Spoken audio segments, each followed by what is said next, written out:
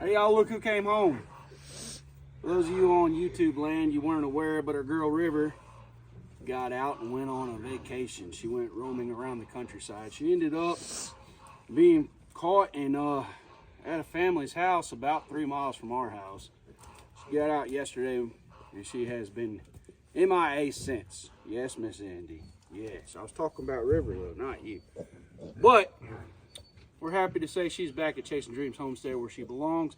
And this is one of those situations where hopefully the kids take latching gates a little bit more seriously, and this was a lesson learned because we were all really worried that maybe a hunter had shot River or someone had taken her. And thankfully we live in a pretty decent community. It's a rural community, but we made a post on Facebook yesterday and someone reached out today and said, is this y'all's dog? And some people had tagged us in the post as well, so that was pretty cool of them. But she's home, we're happy. So now I'm going to take you over and show you how I start gaining the trust of pigs that we raise so that they're more manageable and easier to handle. Follow along. Hey, how's it going tonight, guys?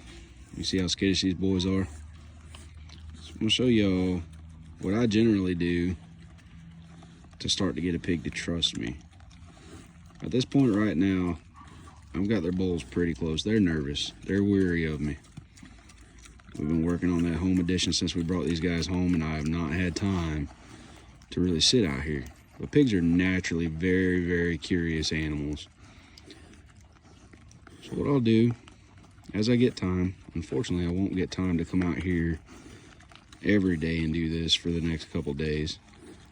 But as I get time, I'll sit out here and I'll have their food bowl pretty close to me.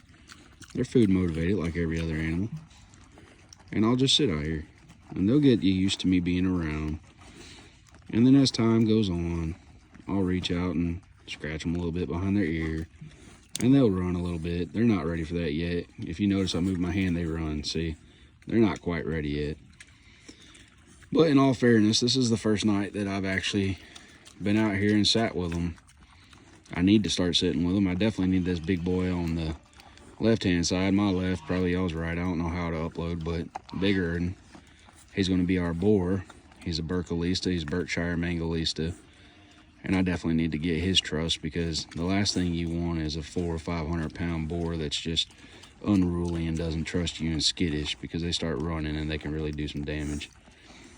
So I'll just sit out here and take my time and ease into it, and that's the same way I've done every animal. You got to earn their trust. They're learning right now. They're eating and they're scared, but they're learning that they're able to eat this close to me and I'm not hurting them. And animals are a heck of a lot smarter than we think they are. And I'll tell you what, y'all, pigs, they make dang good buddies, because you can sit outside with your pigs after a seriously stressful day and you can talk to them and you can tell them all your secrets, and these dudes won't give one flip. But they'll be there and they'll look at you and they won't tell your secrets to no one else. That's the good part about it, for sure. But I just want to show you guys, I'll probably do a couple of these videos over time, and once I get them real friendly, I'll show you guys me being able to scratch their bellies and roll them over. Now, neither one of these pigs as a piglet were handled very much. I don't think they were handled at all.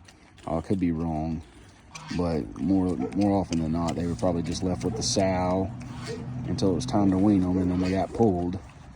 I know this little old spot on the side here, he wasn't messed with a whole lot. I don't know if Brandon did a lot with the Berkshire and Mangolista boy on the left. He got nervous because my son came to the fence. But it just takes time, y'all. And I mean, for me, it's kind of therapeutic to sit out here with them, especially once I start to earn their trust, and they'll start sniffing my boot over time, and they'll get real curious about me, because that's what pigs do. They're like a dog, but in a lot of ways, they're smarter than a dog. I know, buddy. Dylan's making you nervous over there. Yeah. So you see how the pig's eyes are to the side of their head? That's because they're a prey animal. They're not really a predator. They're not as far to the side as some other prey animals, but these guys aren't true predator animals at all. So they're constantly trying to worry about what's in front of them and what's beside them. and they caught wind of Dylan out of their peripherals over there on the side, so they got worried. But that's how close I've got them set tonight. In a couple days, I'll have that bowl literally touching my boot. And I'll do this a few feedings, and once they get to where they don't run when I move my hands and all that, that's when I'll reach out and try to touch their ear. Anyhow, y'all, just wanted to share it with you. It's a neat experience, especially once you earn their trust.